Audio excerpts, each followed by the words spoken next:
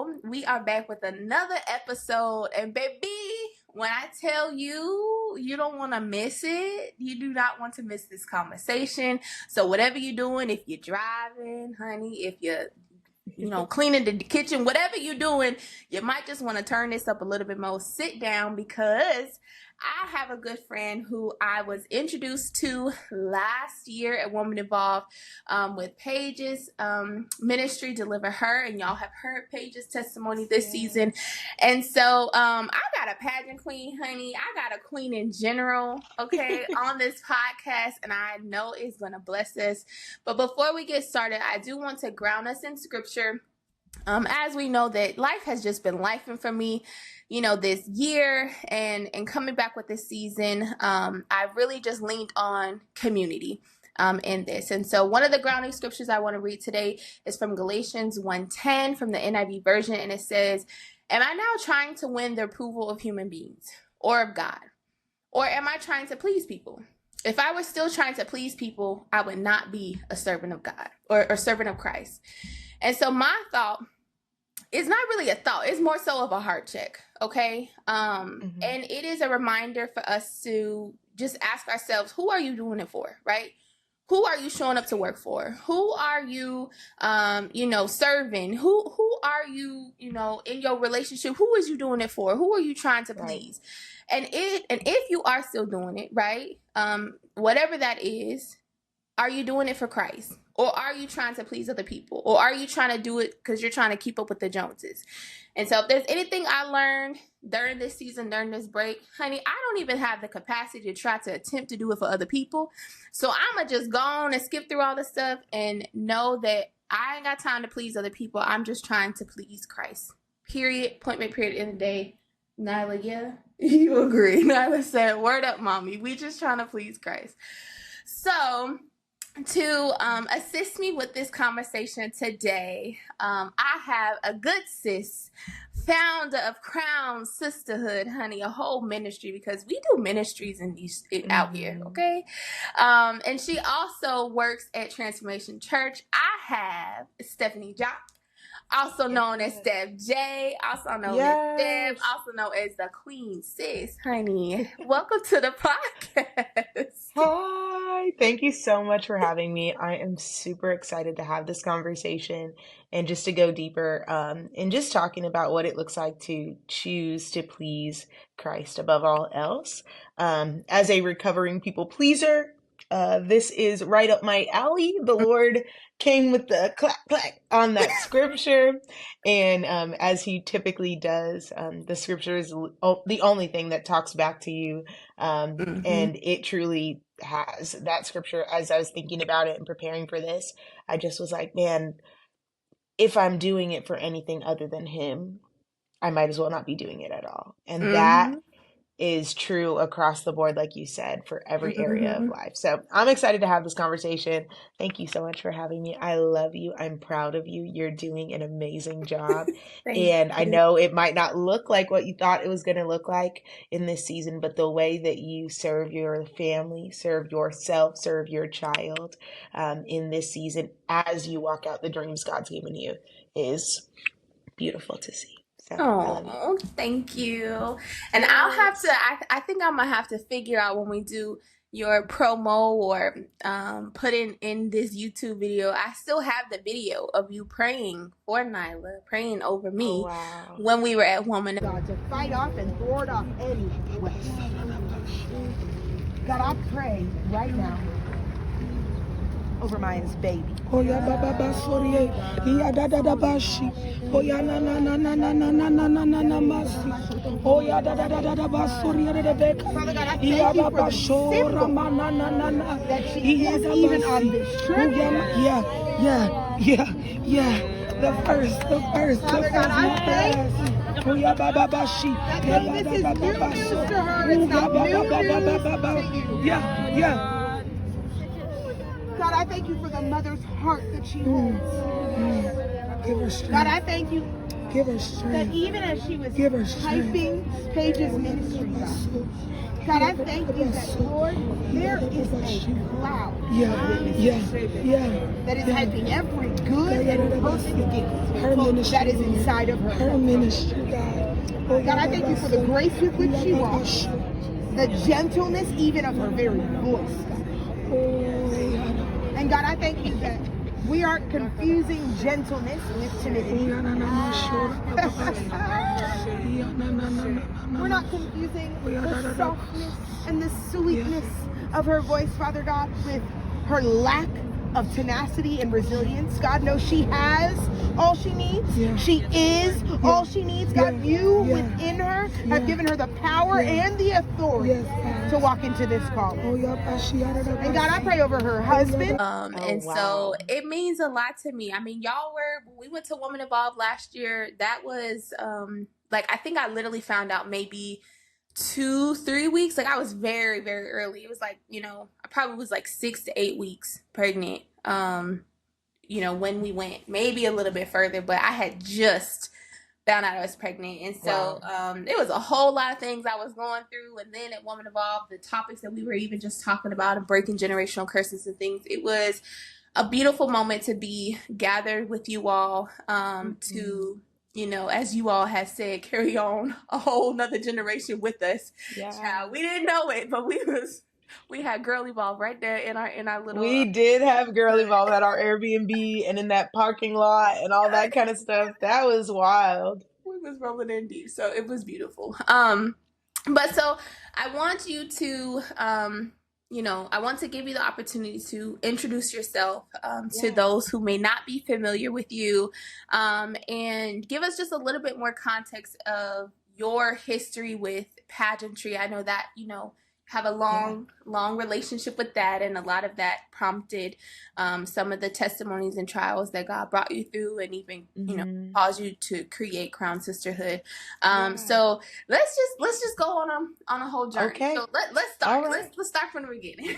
Well, if we start from the beginning, I am I guess a first generation Haitian American. My parents immigrated to America from Haiti, and so there's always been this strong sense of just pride in our culture and in who we are. And my mother really instilled in me at a young age an elegance and a love of kind of beauty and all of that kind of stuff. But pageantry didn't really come into my life until I was about 15. I have one brother, one blood brother, half brother, and 5 step siblings, and that's a whole story in and of itself. But I've got a lot of siblings, a lot of brothers around. I do have some sisters and my stepsisters, which is super special. But I have, for a really long time, just kind of maybe she's cute, she's pretty, as a young girl, those were always the kind of compliments or the things that I would receive. But then in my adolescence, teenage years, those kind of things, I had to discover what that meant for myself, what beauty was for myself. And pageantry was a vehicle that I was able to utilize to do that. I was about 15 years old when I met a friend of mine named Shanice, and her mother encouraged me to do pageants. She was doing pageants, and her mother was like, "You would be great at that." And I was like, "But what does that mean?" What does a pageant girl do? What do I need to know? All those things. And one thing about me is if I'm going to do something, I'm really going to do it. I'm going to crush it. Yeah, I'm going all the way in. And so I started competing at the age of 15. And that was when I met my pageant coach after my first pageant that I kind of did willy-nilly, doing the best I can, borrowed dress, all of that kind of stuff. But I met my pageant coach. Her name is Jules Meyer. She is a treasure to this community and beyond. She is really just such a gift. She is the owner and founder of PR Pageant Coaches, which I now get to serve as the director of joy and encouragement on that team. And so I get to coach. Yeah, literally, I get to coach pageant girls who are going to Miss USA, Miss Earth, Miss World, Miss Supernational, all these different pageants. And my whole goal is to help them with mental prep, help them to see themselves really grounded and with a solid identity, so that no matter what the results of the pageant are, they're not shaken or swayed to the right or to the left. I help to ground them and help them to see themselves the way honestly God sees them. Mm-hmm. And some of them are share the same faith as me, so we can go like a whole different direction, a whole different path. And those that don't, I still get the opportunity to shine my light and to share with them and encourage them. And it's been a beautiful place for me to kind of like pageant pastor, so to speak. It's been really dope. I love it. But yeah, so that's kind of like my pageantry story. I have aged out of pageants as of like when pageants had an age limit. Miss USA had an age limit of 25, 27, one of those. And I aged Really? out of that. Yeah, Not know I know that. I don't look it, but I am a little bit older than that. And so technically I would have been aged out, but now that the age limit has been removed, and I realize there are so many other pageants that I could compete in, systems that I could compete in. Pageants are something that I love, and I could see myself competing perhaps after I get married or after I've had a child in the Miss or Mrs. division.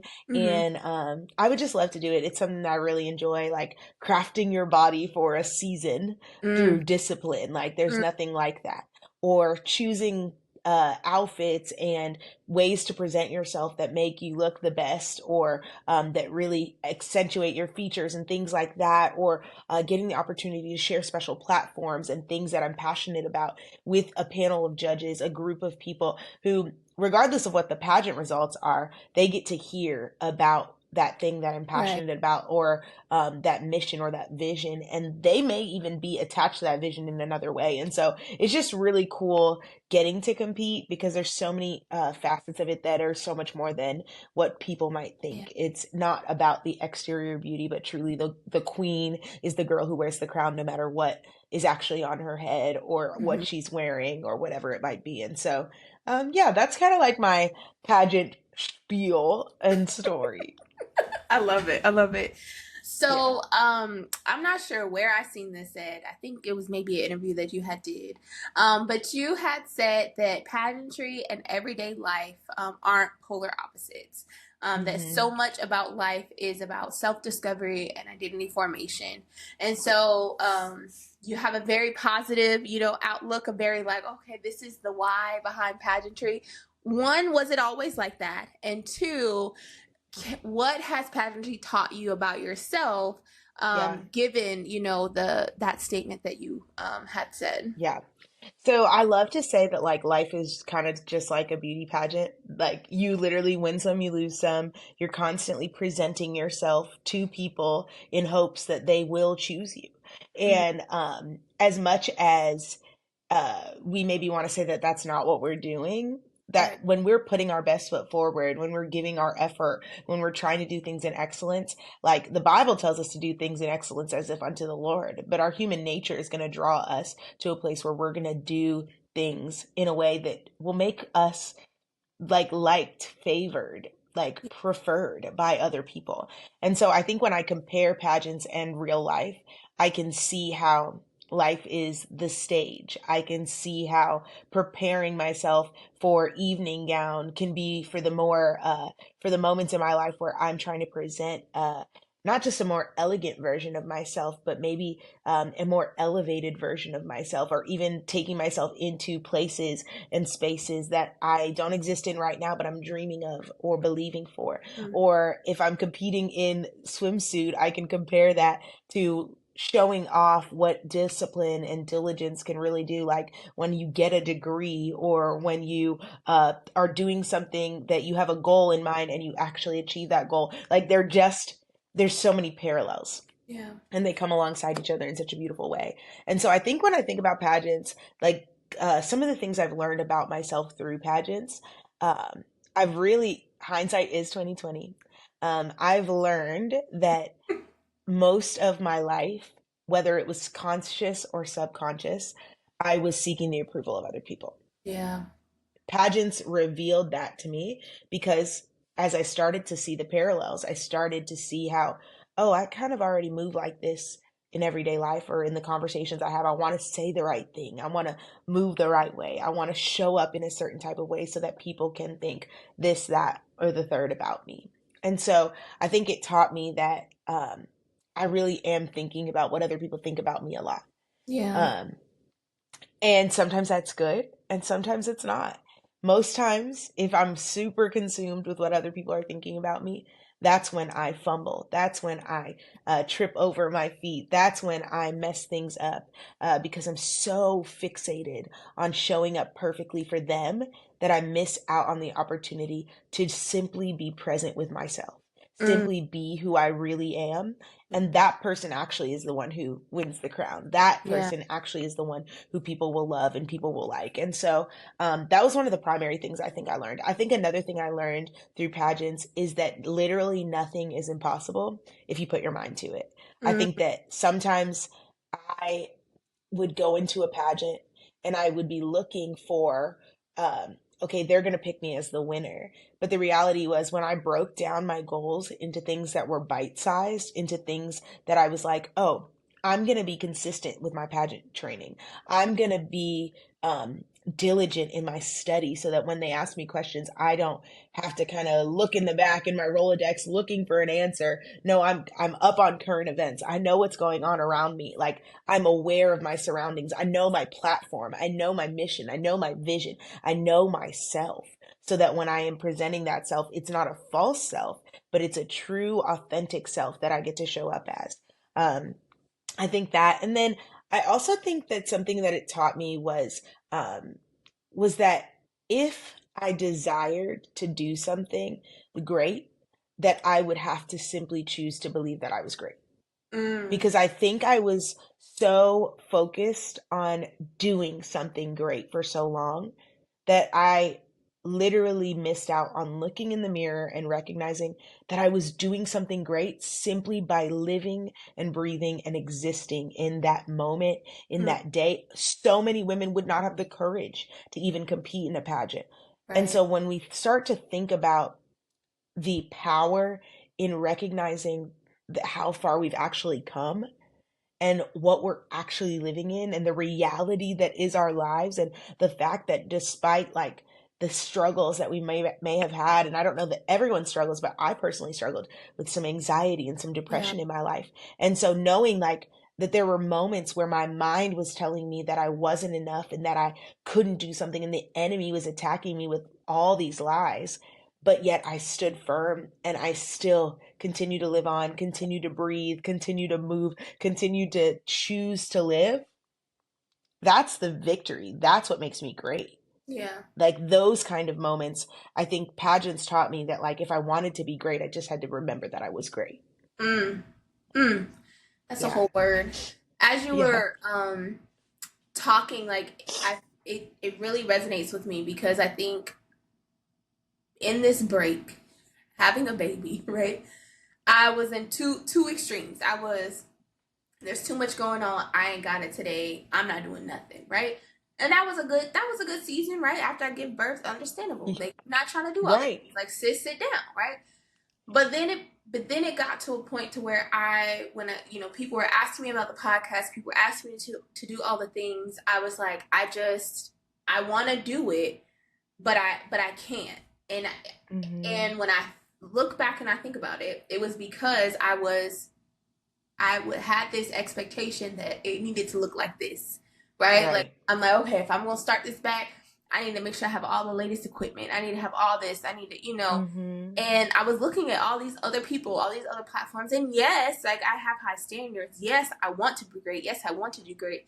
But it really took a lot of inner work, a lot of self work, and a lot of grace for myself, especially Mm-hmm. now that I'm a mom, to like recognize the small victories in every single Yeah. day and just focus on myself.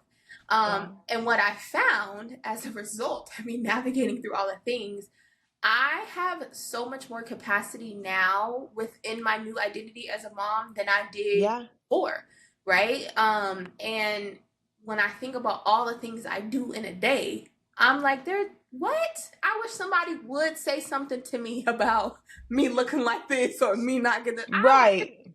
Somebody would. And so I do have I am very much aware now of just I think encouraging myself in Mm-hmm. where I am and what I have going on. But it was not easy. It Yeah. wasn't easy to do so. And I still battle, especially at work, especially on the job, with people. Mm-hmm. And feeling like, oh, I can't do it because this person has done it this way. Instead of focusing on the uniqueness that God has placed inside me and trusting that what God put in me is going to show up in the way that it needs to show up. And that maybe, just maybe, God wants you to show up in that way and not show up in the way, this person is showing up. I love that you just said that, because Girl. when I competed, I used to begrudge this, but almost every pageant I've ever competed in, I won Miss Congeniality. And what that is essentially the nicest girl in the pageant voted by the other contestants. And I used to be so mad because I'd get first runner up in the pageant. I wouldn't win the crown, but I'd win this award for being the nicest girl in the pageant. And I was like, maybe if I was meaner, I would actually win this beauty pageant. And it wasn't until my older brother, Chris, who I love so much, and he is so wise, he literally looked at me one day and was like, Steph, maybe that's actually your crown, is winning this congeniality and being the nicest girl in the pageant. And those were the moments where I wasn't trying, I wasn't putting on. Those were when I was like, hey, we're about to go on stage, I need to pray. Any of y'all trying to pray too? Or, it was the moments when I was just being my authentic, unique self that needed to show up however I needed to show up. And that girl was the girl that people were like, she's the nicest girl in the pageant, the director of joy and encouragement. That's the girl that God made me to be. That's who he designed me to be. And so pageants taught me that sometimes what we think the crown is, what we think the prize is, what we think the victory is, isn't it at all. In fact, the real victory is in our authenticity and in us being who God made us to be. And when we can be that person, not only is the world around us a better place, but our world and our environment and our lives are more fulfilled and more full of purpose and just far more beautiful, because we're not pretending. We're not faking the funk. We're just showing up as who we really are. And if he didn't want that person on the earth, he would not have made her. Right. And that was a revelation for me of oh, don't hate that you keep winning this prize. Remember that if I put this in you, it's the most prevalent thing that's going to be inside of you. Right. Not all the things you put on, not all the ways that you've crafted the perfect person, but the person I made, she's the winner. She's the one who I created for this. And so it was just such a beautiful revelation for me that my gift or my prize isn't like everyone else's prize. Not that I can't win a pageant. Totally could. But totally could. But that, he even used those moments, because to get first runner up at first was oh my gosh, this stinks. But it's if you think about the fact that it's a couple of points, or I really would show up with all of the things. So there was nothing logically that would say you're not supposed to win this title. So there was no reason, so to speak, and for God to be yeah, but I'm going to show you what this is really about for you. I'm going to teach you what this really means. And so, that's kind of something that I had to wrestle with in my post-pageant days and all of that kind of stuff, to just recognizing no, I actually, the prize that I win is that of being who God has fully made me to be. And to top it all off, my name literally means crowned one. Come on. Purpose. So before the beginning of time, when I was named by my parents, who probably didn't know that's what it meant, that's what my name meant. And so I'm not chasing a crown. I already have one. Period. Put that on the shirt, honey. She said, period. Period. That is powerful. That is extremely powerful. And I feel like there are a lot of traps as a Christian where so often we are trying to chase what the world deems great. So often we're trying to chase positionality in the world. And we feel like we need to be the head person. We need to be a leader. We need to be the lights, all the things. But I'm reminded of the scripture where it talks about we all are, when Christ we're all one body in Christ, and One everybody body and has we have different different purpose, right? functions. Yeah. Yeah, like, so somebody needs to shine as the hand. If the hand over here worried about trying to be like the eye, baby, we ain't gonna be able to pick nothing up. If the feet over Literally. here trying to, be in the form of a brain, we ain't gonna be able to move forward and make progress. And so I think as a people, as Christians, Yeah. we're sidetracked. I think we're distracted by our purpose, and we're allowing other That's things, good. to say this is purposeful, right? Like, oh, I have a vision, I have this. But like Galatians said, if it's not tied back to Christ, if it's not in the will that God has for you, what are you really doing it for? You might as Right. well not do it. Right.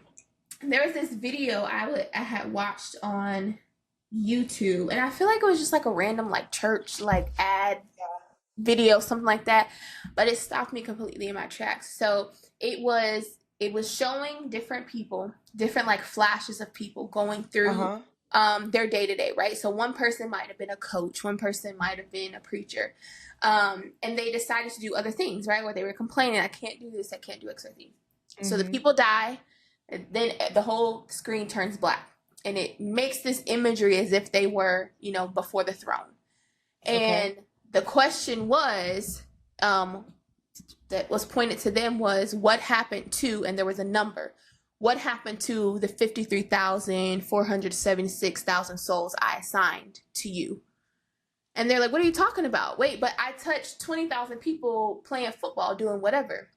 And the question that kept coming up was like, no, I'm not talking about those. I assigned you for this people. And so then it broke down like, you thought you were doing something, but maybe that's not who God, wanted you to touch. Or you think you got 20,000 people that you've been, touching or doing because you're chasing purpose. But really, in the grand scheme of things, God called you to do something bigger. Your 20,000 compared to his 100,000, that's not what he called you to.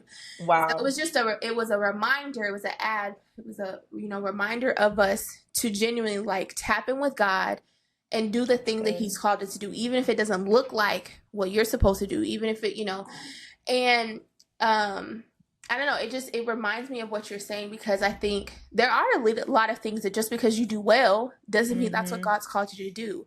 Just because somebody else does things well doesn't mean that you're going to do it the same way, or you're going to do less than or whatever.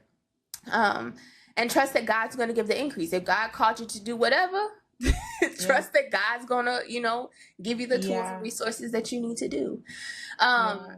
So my question for you, sis, when you notice yourself in that, mindset, that track of, okay, I think I'm looking at other things, I'm losing focus, I'm, in the whole perfectionism, people pleasing world. When do you know you're starting to feel that way? And then how do you break out of that and refocus back to what, God's called you to do? Oh, that's good. Okay, when do I guess, catch myself in that? I think that I tell on me, because words are so important to me. I tell on myself through my speech. I tell on myself through the way I'm talking about myself, through the way I'm talking about the situation. Like, if I'm complaining, chances are I'm probably not focused on the right thing, because I've got time to allow my mind to go down a path of all the things that it's not.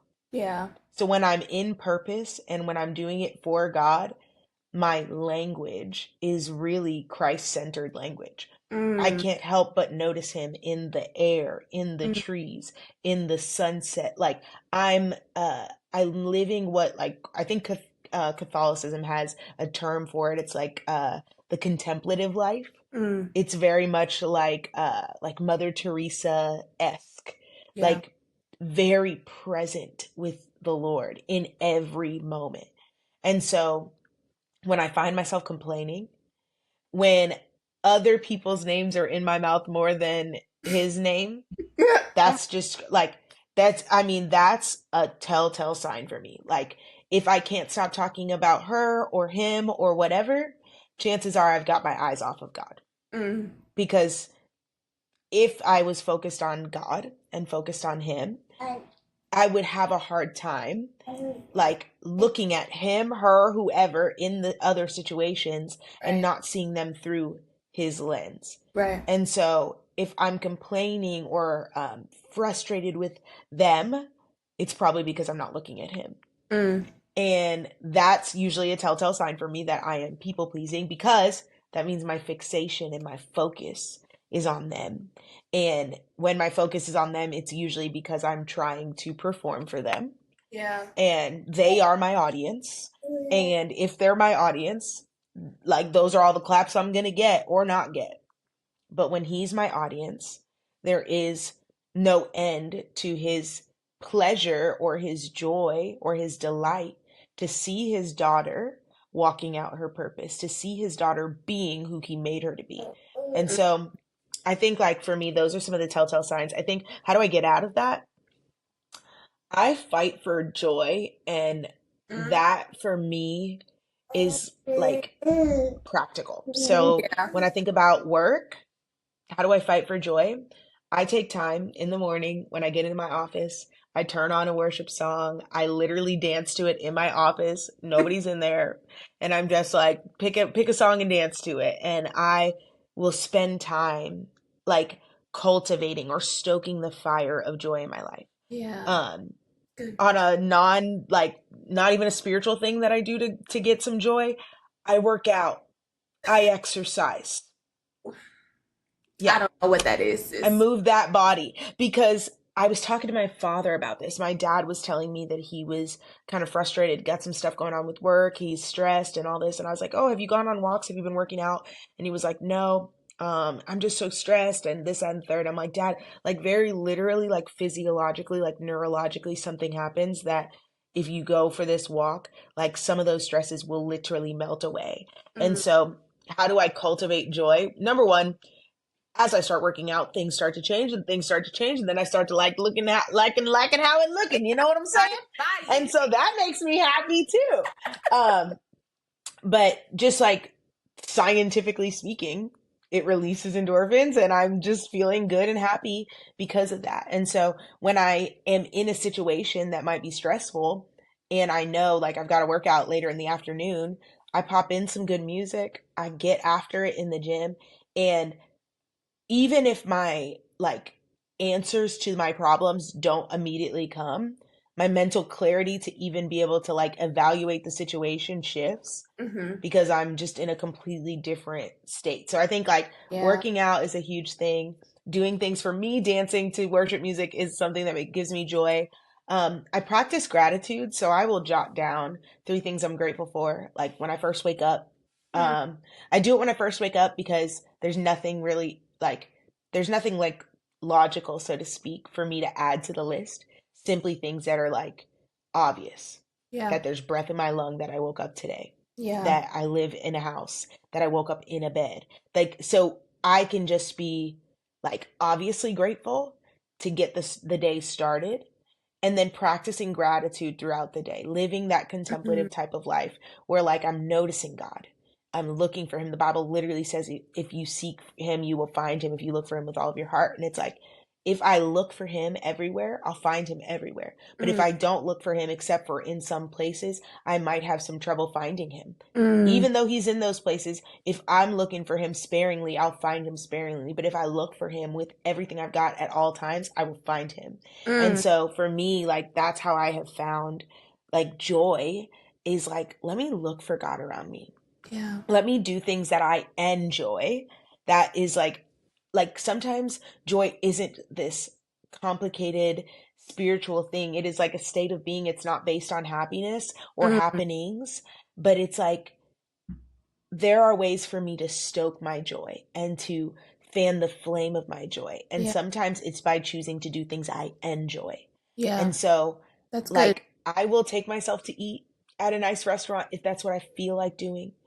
And it's like, if it's in the budget and I want to eat at that restaurant, I'm going to go eat at that restaurant, and I will bring a book. It is always so funny because people will like see me doing this, and I will bring a book or a Kindle to a restaurant, order my food, sit there, watch the people a little bit, read my little book, get my food, eat it, be like, that was good.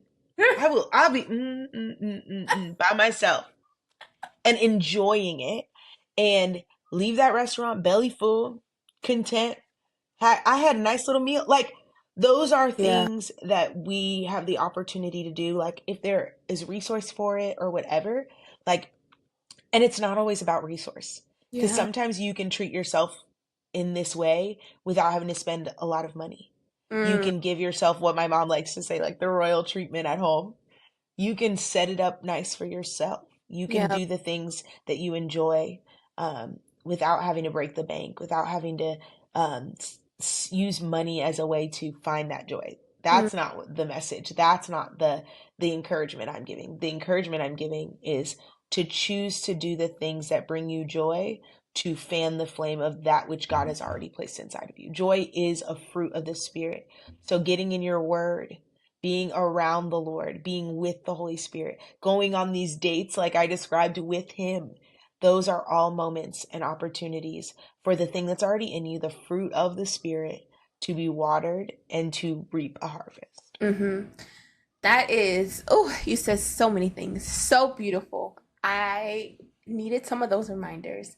I want to jump because of the imagery that I got when you were talking about in your office, just dancing, worshiping, channeling, getting that joy, and then also, treating yourself going on a date for Jesus. Now, the first person I've ever saw that was like, let's go on a date for Jesus was Paige.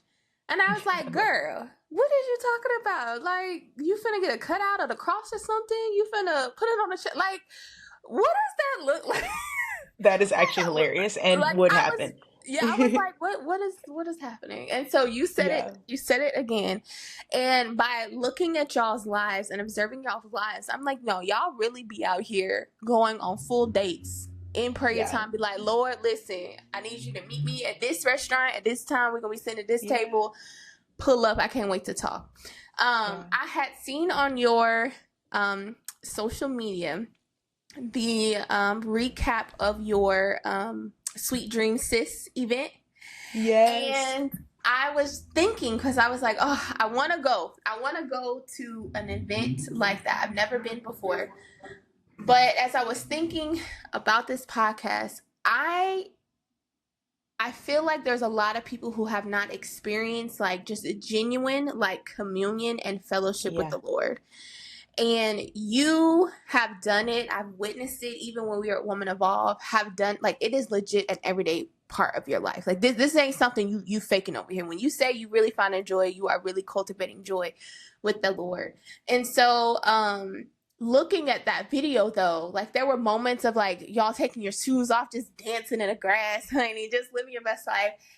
Can you talk to me more about those events that you host, the environment you cultivate, and just Yeah. how you intentionally include the Lord in every little thing that you do, right? I think people, when Yeah. we think, oh, we got to do this, we got to go to this ministry event, it looks like corporate prayer, it looks like somebody going on stage and giving a sermon, but you have counteracted that narrative. So how have you continued to cultivate joy, and what does that look like? Yeah. Wow. First of all, thank you. I'm like literally tearing up. So I'm like, don't. So when I dream up these events, they're literally, when I tell you the Lord literally is the one who's like giving them to me. So from the cute, quirky names to what actually happens on the day of, sometimes I'll be real mad because I'll be like months out and I'm like, ooh, God, I'm ready. Let's plan this event. And he's like, crickets. And I'm like, but Father, how can I get money and make it happen and order the things and have the vision? And he's like, crickets. And I'm like, okay. So I'm going to go on Pinterest and I'm going to do the crickets. And I'm like, bro, it's happening like this week, God. I hear you. I need you to say something. Like right And he will literally just like slow me down in our quiet time and he'll speak like literally like what to do. And so with this last event, us dancing in the grass, that morning he spoke that to me. What I really felt like the Lord said to me was that um, these are my daughters, and my daughters need to imagine again. And so Mm, they need to play, and if they don't play, they will not be able to see or hear what I have to say. wow. And so that's what we did. We literally went outside and first listened to a little Christian Afrobeat song. So I got everyone to like loosen up and dance or whatever. And it was like, some people were like, I don't know what to do. And I was like, don't even worry about us. None of us are here. It's just you and God. How Mm, would you dance ugly dance with your father? mm, Um, and we just did that. And so even down to like the way spaces are decorated and the little details, like this past one, there was a beautiful like little card that I made on a paint chip because the Lord was like, the sky, the dreams, all that kind of stuff. And like I was in Walmart and he like directed me to the paint section wow. and was like, pull all the blues, all the hues of blue. And then I went home and literally turned on soaking music and just heard him say thing after thing after thing. And I just wrote them down on these cards. Mm, So it wasn't super complex or anything. It was deeply spiritual, but not super complex. yeah. It was him and I alone, and it was an overflow of that time that was the detail and intentionality of the event. And so Mm, I think with all of my events, that really is kind of the heart I have for them. I have an initial vision. God will give me a cute name. And then like from like that, he'll start to unfold things. So like my next event in November is going to be the second one I'm going to do, sis giving. I'm super excited about it. But for a few months now, God's been giving me little bits and pieces, little downloads of what that event is going to look like.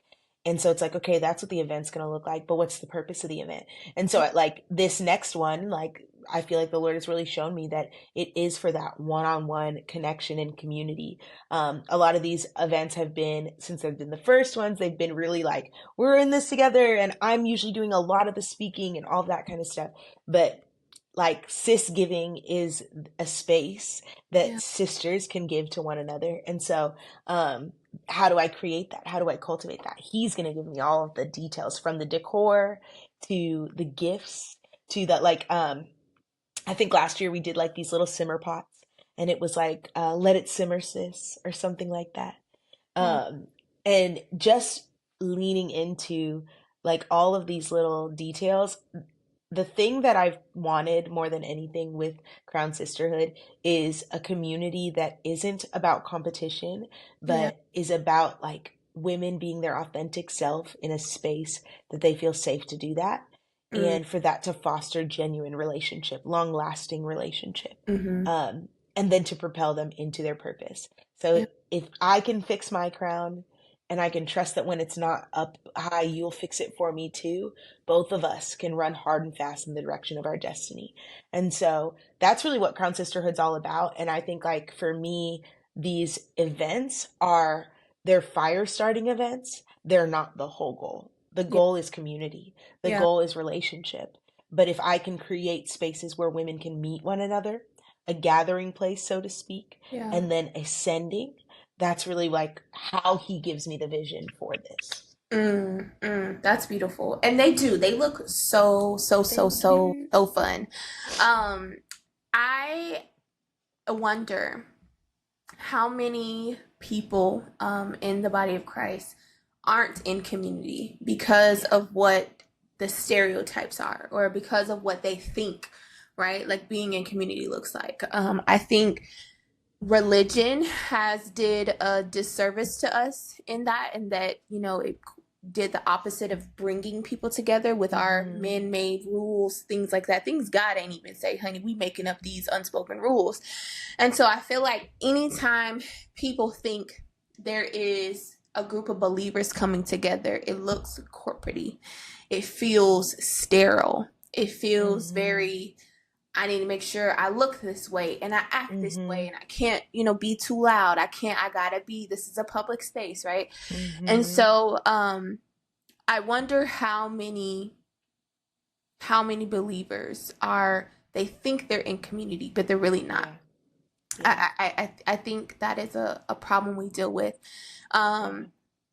And what I am thankful for your ministry for doing is, right, I ain't in Tulsa, so I ain't been into none of the events. We're going to speak that into the atmosphere. I want to go. Yes, you gonna beat it. But of just genuine, like, authenticity. There we go. Yeah. This authenticity. Yeah. And what that looks like, and it looks fun. So what I have appreciated the most about your ministry is the genuine, like, authenticity that exists. That, you know, it's okay to ugly cry, honey. It's okay to take your shoes off. It is okay to, you know, wear your flyest outfit, and it don't gotta be, you know, all the way down to your ankles. Right. And so, listen. And so I would encourage those who are listening that if you feel like that's what you have to do to be in a space, to genuinely, like, take that up with God and ask him to show you a community in which you are able to be authentic. And I think for the church as a whole, I think we do have to do a better job of creating genuine, like, atmospheres, experiences, cultures where people can genuinely, like, be themselves and trust that, you know, God's gonna honor that, and God's gonna show up even more so, because you don't have this facade, this mask that, you know, he has to try to fight through just to get to you. Right.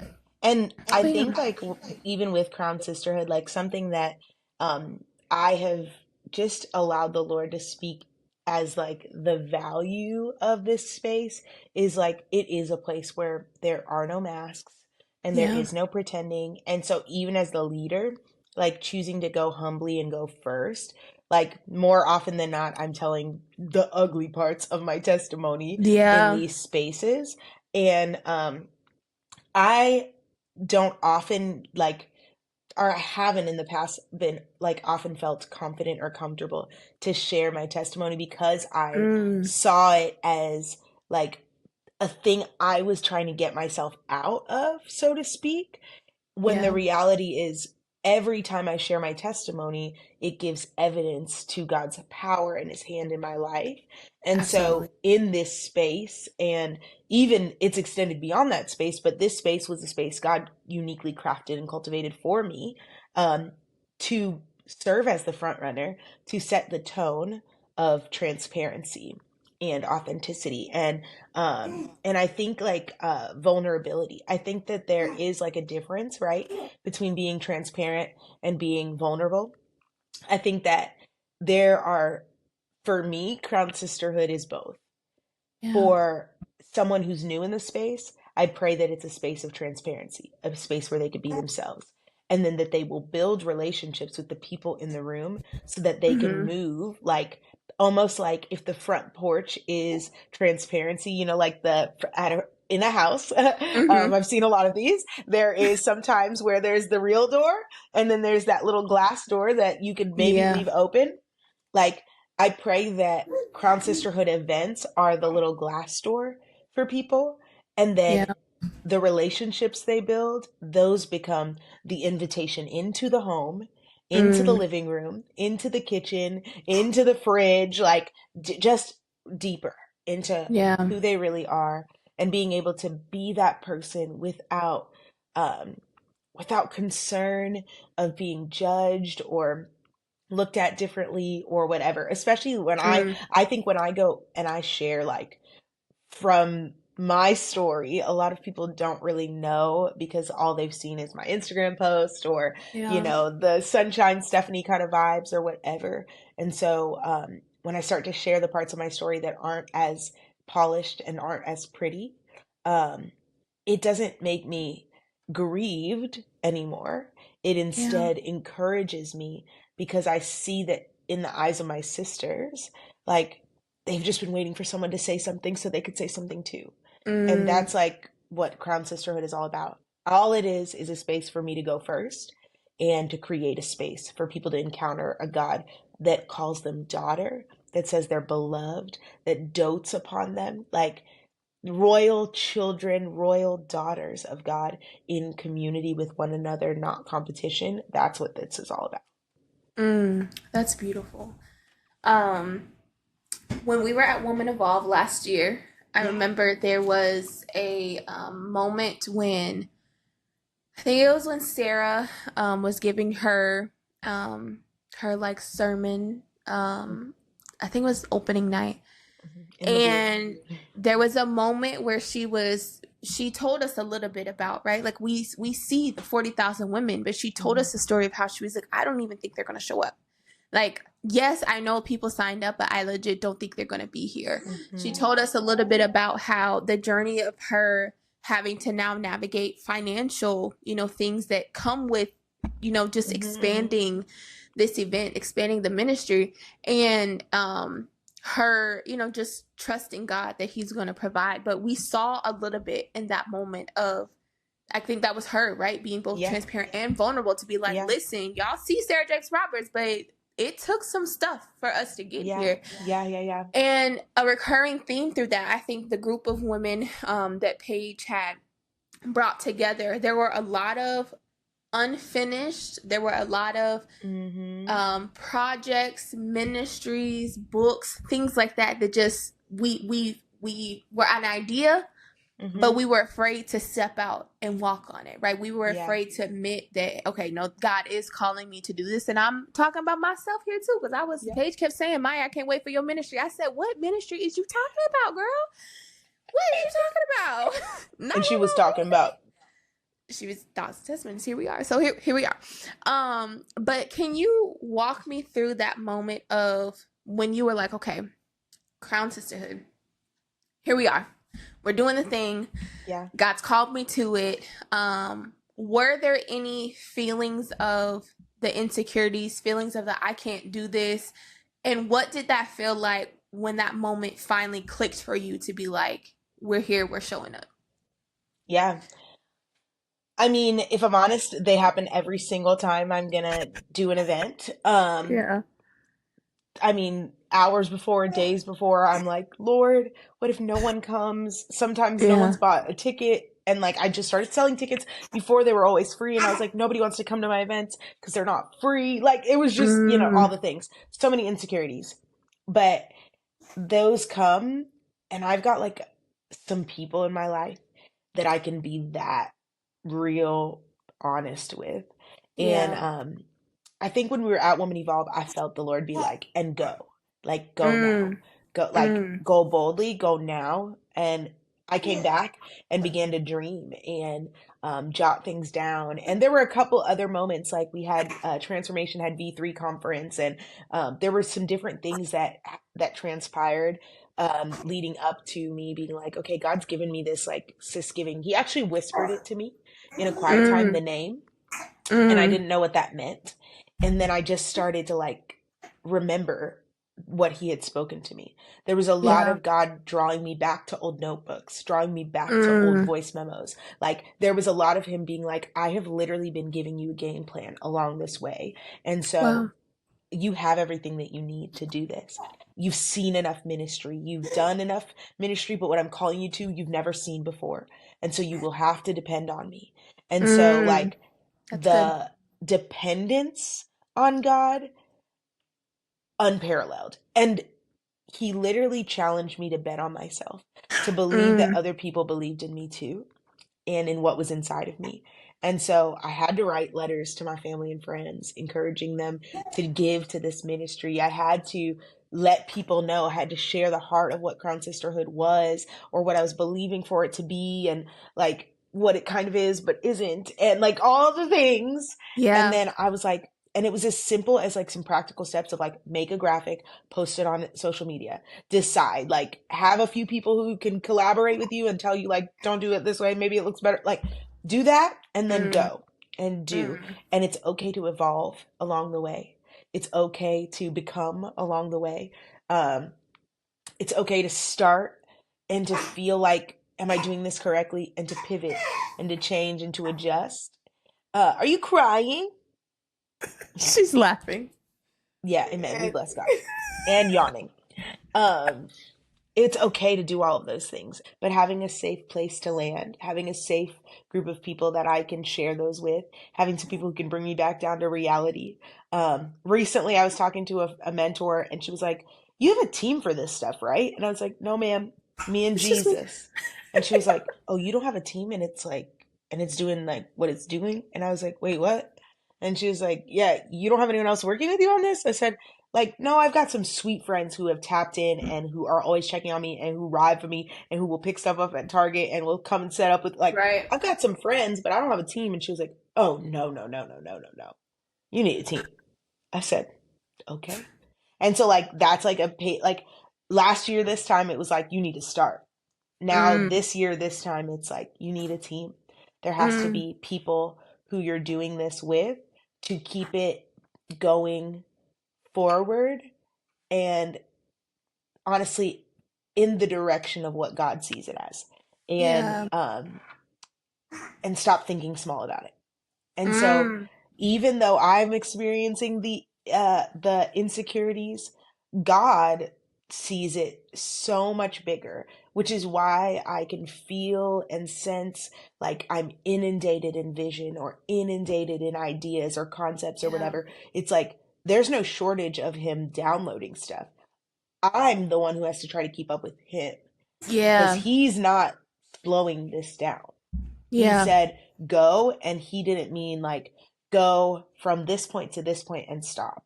Like he was simply setting it in motion, and it literally was not to be like the motion wasn't going to end. Right. I feel like that is where I'm at in this season right now with Thoughts and Testimonies. I have been starting and stopping for years now. Yeah. And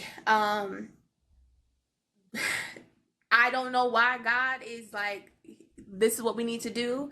But in a season where, right, like, I'm like, God, I don't have more time. I have less time. You're calling me to do more in less time. God, I'm not where I was financially 2 years ago. I'm literally, I got a whole baby now. I'm trying to do daycare. Jalen's entrepreneurial. So there comes, financial stressors with that too. I'm like, Lord, like, bills aren't late, but we're in the grace period. I have never had to look up how many days do I have until this is considered late? And so I'm like, God, why do you want me to invest in all the licensings, making sure this is genuinely a business, like when I have less money, less time, and I'm even more stressed? Right. And so that's where I'm at. But what's wild is I know that now is the time, because similar to you, right? Yeah. When I had it in my head where I was like, okay, finally, I was like, okay, Lord, I surrender.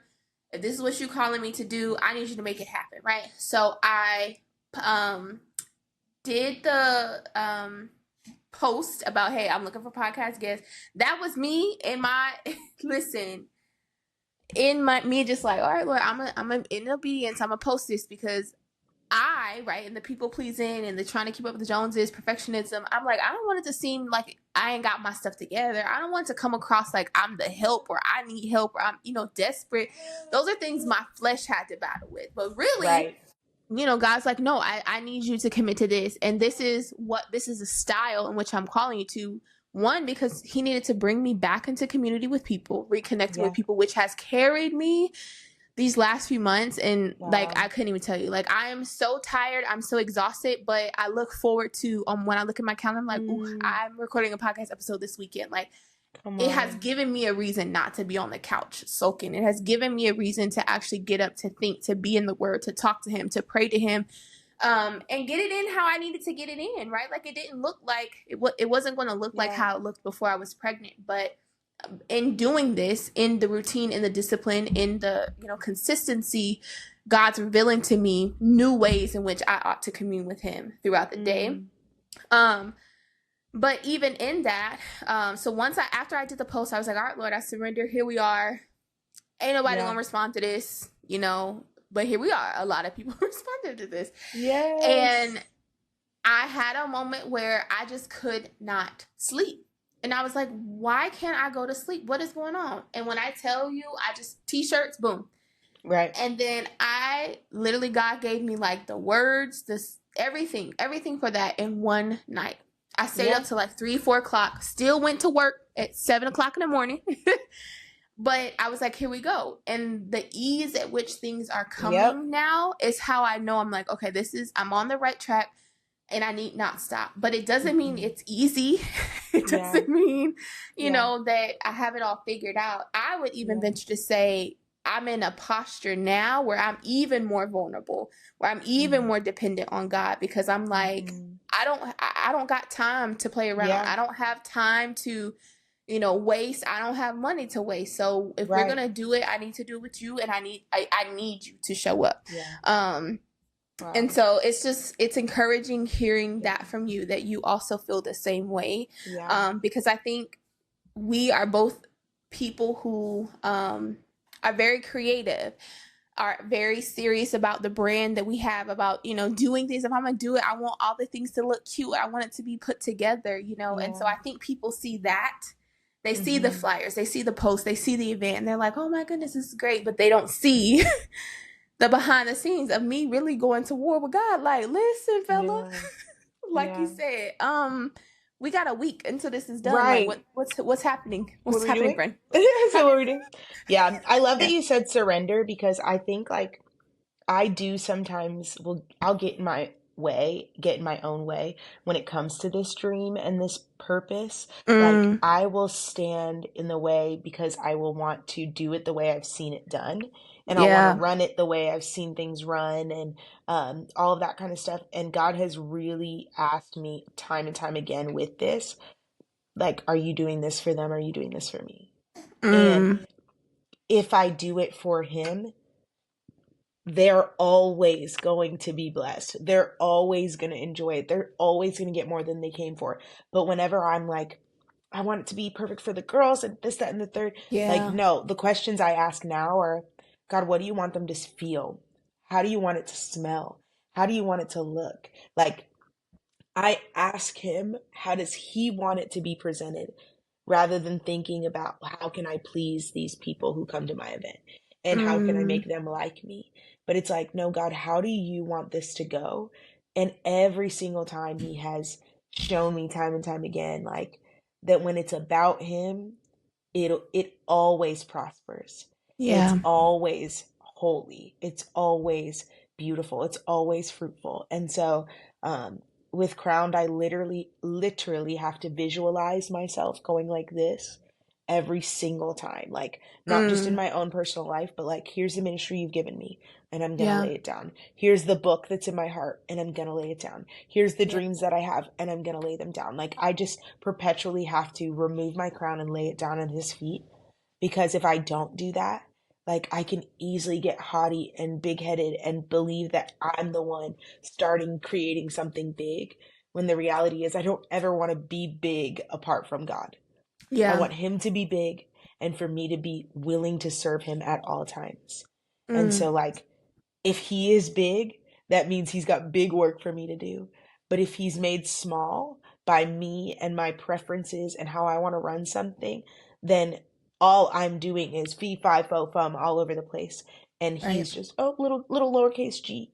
And it's like, there's no way that the things that God has placed in my heart, or in yours, or in the listeners' hearts, like, there's no way that those things have the large impact that they're supposed to have. Like, he doesn't enlarge our tent pegs and make our tent larger so that we can be great. No, those opportunities are given to those who will humbly serve him in his big house, in his big mission, in his big vision. I know that's right, Nyla. Say amen. Girl. Amen. Honey, that's a mic drop. Period. Honey, that's all I got. So what are you believing God for currently? Ooh, my goodness. I think there are some like main areas that I am focused on. I think with Crowned, what I'm believing God for is for the right people to build a team to take the vision that he has given me and actually bring it to pass. I think, like, he's given me so much. I've got so much clarity about all kinds of stuff. I mean, things for young girls, things for women who are our age, like beautiful spaces for authenticity to be cultivated, and for women, girls, not to have to wait till they're in their 30s and 20s to say, I love this person that I'm looking in the mirror at. But so there are things in my heart that are, and I just need the right people around me to make them happen. And so there's that. I think I am single as a Pringle at this present juncture. So that is an area that I'm believing God for a husband who can run this race out with me. I think especially as somebody who is full of purpose and who has a lot of clarity about the vision God's given me personally, like someone in my life, my husband, who would not just allow me to do this, but who would stoke the fire and fan the flame of what God has placed inside of me, the purpose that God has Yeah. placed inside of me. And truly just a partner and a friend to do all the great things with, who has a vision and a purpose of their own. That my unique gifting as a joy carrier, as an encourager, that those would actually be water to the seeds of his life, and that they would bless him abundantly. So that's another area that I'm believing God for. I am, I guess, like right now, I am in the home buying process, which is crazy to say out loud. And Yeah. honestly, wasn't sure I was going to say it out loud, but that is Don't claim something it. that, yeah, I was like, God is going to allow me to take different steps in that area of my life than even those in my family before me. And so, being a generational curse breaker isn't just something that we do by tarrying and all that kind of stuff. Some of it is practical. Some of it's owning land, taking ground, like some of it looks like that. And so that's kind of like even my heart and my passion for even this season of my life, and believing for a home and all of that kind of stuff. More than a place for me to have my friends and to kiki, but for God to begin to do a generational curse breaking work through financial freedom and equity and all of the things that even people who look like me and who are first generation Haitian Americans might not know as their story. I get to walk that out for my family in a beautiful way. And though my parents have done such beautiful things like that in their lifetime, there's something different about me doing it, not just for them on their behalf, but for those that will come after me, for my legacy. And so I'm beginning to establish some legacy in that way. That's beautiful. Yeah. Oh, and the last thing I'm going to say out loud, I'm supposed to be writing a book. I have to say it out loud here so that other people can hear me and hold me accountable. But really writing a book, I've been working on it. I'm about halfway through, but really a book that's halfway through. Yeah, I know that's kind of crazy to say. A book that talks about putting down the pageantry of perfectionism and picking up God's purpose instead. And so, yeah, that like, there's so much of that has had a stronghold on me, but these words are going to be the ones that God uses to not just break me free from this perfectionism, but really serve as a guide and a map and a reminder for those who are trying to live out their lives without the burden of perfectionism and instead allow purpose to be their guiding force. And so that's beautiful. So single is a Pringle, but sis is a whole snack. Okay. Thanks. A whole entree. Thanks, girl. Want to be a homeowner. Yes. Current, founder, creator, Crown Sisterhood. Yes. Doing the things in ministry at your home church. Yes. This is side note. Does working for a church and working in ministry in that sense, does that help aid what you are doing personally with Crown Sisterhood? And does it also help to build your faith? Or does it, right, put back the curtains and you really see kind of the business side of church, and like, is it more of a battle in that way? That's a side note. So, okay, I'm glad you asked this question, because I thought about it earlier, but I was like, honestly, the opportunity to work at Transformation Church for me has been such a gift and such a treasure for stirring up my faith. Believing God to do crazy and impossible things is what this house has known, and it has taught me to even live out that scripture even more so, to write the vision down and make it plain so those who have it can run with it. Like, I have seen firsthand what it looks like to get something from the Lord and to impart it upon a team, and to watch that team like play that thing out and build that thing out. And so I think getting to serve at this church has been one of the greatest honors of my life. Getting to serve under our leader, Pastor Mike, has been one of the greatest honors of my life. Like, to see that leadership in ministry isn't myopic, isn't linear. He's not Yeah. just a pastor. He's an incredible father, an Yeah. incredible husband, an amazing friend. He's a great brother. Like him and Pastor Natalie, like they own all of the roles that God has given them and the ministries that God has assigned them to. She's the best wife, the best mom, like all of these things. And getting to see my leaders from that perspective and in that light, getting to see that like I can be called to this, but that doesn't minimize or eliminate the other callings in my life. And Yeah. so I think that being able to see crazy faith in action stirs up my crazy faith, and Yeah. being able to see that like ministry is not myopic. And in fact, if God has created me for ministry, it's not just in the four walls of the church. I'm going to minister to my husband. I'm going to Come minister to on. my kids. I'm going to minister to Come my on. family. I'm going to minister to my friends. Like my ministry is going to be like literally the fruits of the Spirit alive in me at all times. And when I mess up, being willing to turn and repent and go back to the Jesus that rescued me in the first place. Like Yeah. that is everything. And so getting to be a part of this house has stirred up my faith for the thing that God has called me to do. And then I think like I just have to say this, like not every ministry moves and thinks and breathes like this one does about Right. the things that are in an individual's heart who are a part of a staff or whatever that might be. This house cultivates and speaks life into the dreams and the purposes that are unique and individual to each of us on staff. And so Yeah. I have had the opportunity to share with my leaders about Crown Sisterhood, about what God is telling me to do with that and all of that kind of stuff. And they're encouraging me and they're spurring me on and they're giving me guidance so that I can walk it out. And not every ministry moves like that. But I think that's why that there is such fruit and a drawing into even what God is doing at TC. Is it perfect? No ministry is. Because if it was perfect, I wouldn't be able to be there. And so that would not work for me. So I think like, are there certainly things like in ministry that we can see like that we can get better at? Yes. It's one of our values and culture codes is continual improvement. We're always getting better. We're always seeing how we can sweeten the things that we're doing. And that level of like, okay, it's not perfect, but even in this space, we choose to believe in the things that are inside of the people who are here, stoke the fire and the flame of what they have as far as purpose, but also know that like when they are living a fulfilled life and walking out the purpose that God has for them, they then will come into this space, not seeking validation, not trying to perform, not trying to be approved of by Pastor Mike or anybody else for that matter, but they show up as their authentic self because they're walking their purpose out in all areas of their life. And so, I think for me, and I can only speak for myself, for me, working in ministry has been the gift of seeing ministries in front of my very eyes so that I can understand it.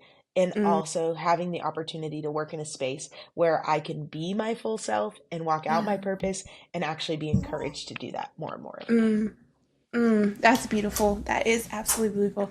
And I think that's a fear that some people have is that, again, right, because not every church is like that. And some churches, they do see it as competition. Like, wait, you start a ministry where? Oh, wait, no, you can't do that here. We can't support you. And so that is a blessing. And I will say this is what it looks like when you find a match, when you find a home church, right? There's so many churches, right?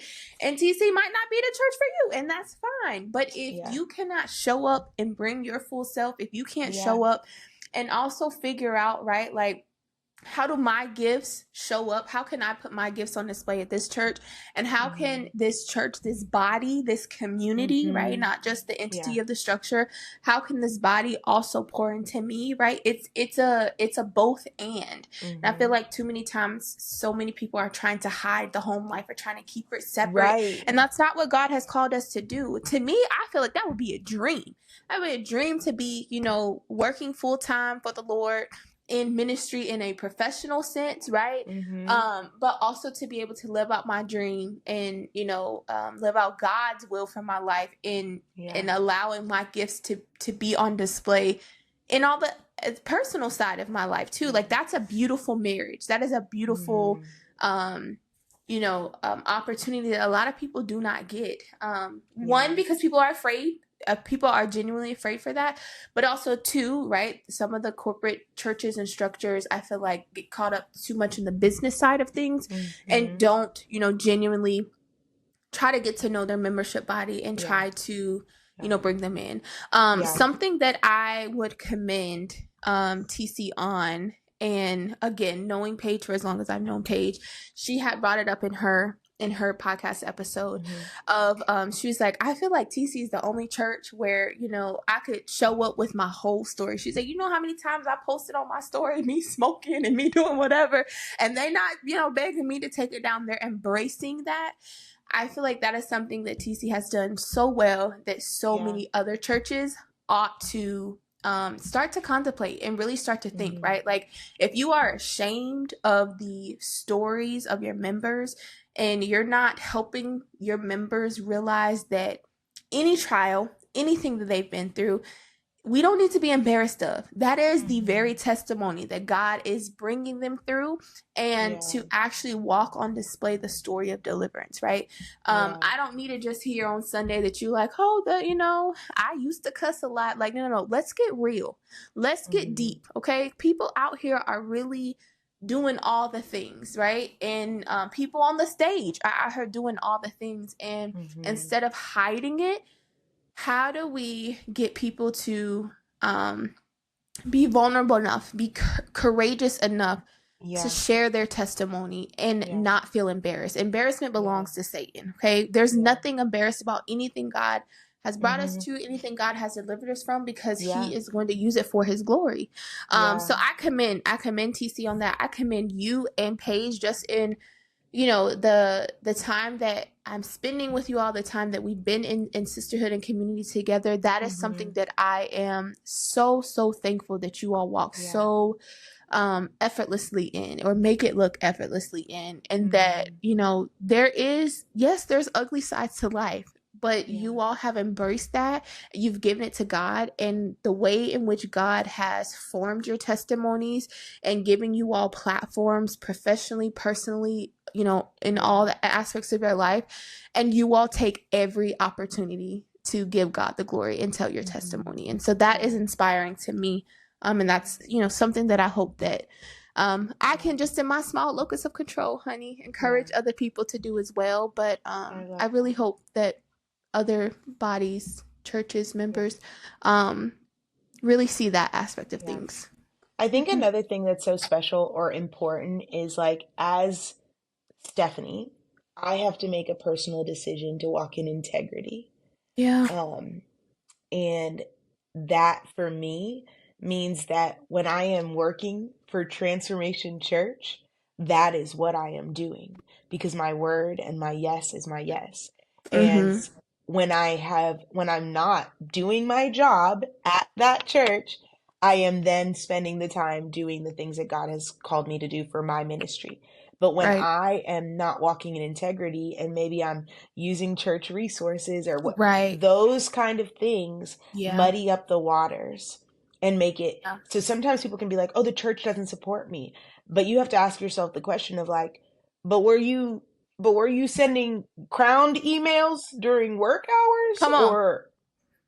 Come on. And, like, that is, I mean, those are the conversations you have to have with yourself, even just as a leader, because even as you're building ministries, even as we're building ministries, if I'm serving this ministry, serving this house, and the way I'm serving this house, I don't think is going to show up in the way my ministry pans out when I do get a team, when I do have people working on the ministry with me, I'm crazy.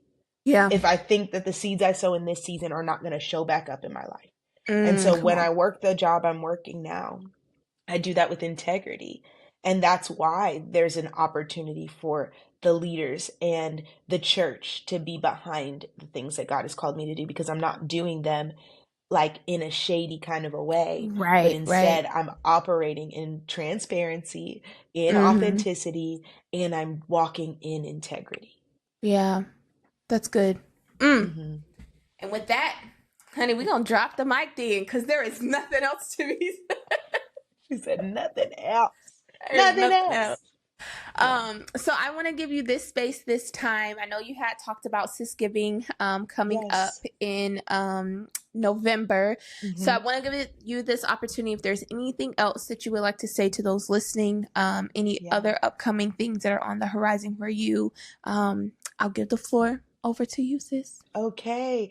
Yeah, Sis Giving is going to be happening in November.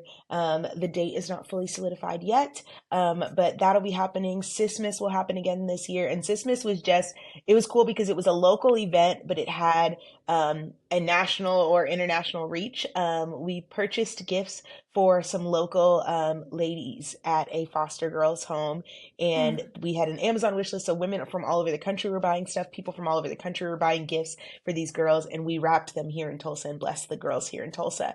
And so we will do something like that again. So if you're watching and you can't make it out to Tulsa, no worries. There's still ways for you to get involved in really just this Crown Sisterhood and doing that.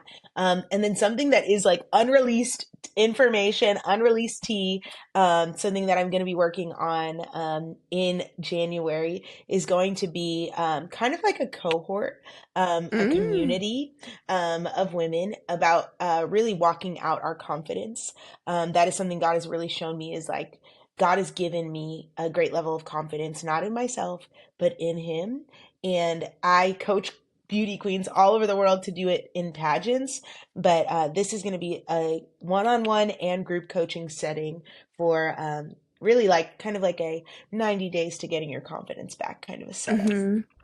Just to kick off the new year and give women the opportunity to step into more of the woman that God has called them to be, and to shed some of those things that have tried to rob us of our confidence. And so I'm looking forward to that crowned in confidence kind of cohort, and it's going to be incredible. I'm really pumped. And I just know God's going to do such beautiful things through this ministry and through just a yes. And that's all I want to have is just a surrendered, continual, perpetual yes to Him. Not to please other people, but to please Him. And know that honestly, without doing any of the doing, I was already pleasing to Him to begin with. And so I pray that everyone is reminded of that He literally rejoices over us with singing, and He loves us so much, and He is not far from us, and it's not our performance or our doing or our projects or our ministries that make us lovable to Him. We were loved by Him even without it all. And so, I just look forward to seeing people walk that out more confidently in the days to come. Alrighty, holy people. Well, I told y'all didn't want to miss it. Gems were dropped from the beginning to the end. I was reminded constantly, I need to adjust my crown, to get it together to do the thing. But I really hope that you all can see the ways in which you can cultivate joy in your life every single day, and that you remember and you just have that heart check of, who am I doing this for? Because we are not out here doing things for people's applauses. What you want to do is make sure that you're doing things in alignment to what God has called you to do. And at the end of the day, all we're doing is seeking to please Him, and He's going to get glory at the end of the day. And if you're doing anything other than that, honey, you got to figure it out. But when you are genuinely in stride with the Lord and you are able to find that joy that comes with, chasing after Him and doing things for Him, you will be able to be you, shine bright, and stay holy. And if that ain't possible, baby, fix your crown a little bit and take it up with God. Okay, sis? I love it. Say bye, Nyla. Say bye-bye.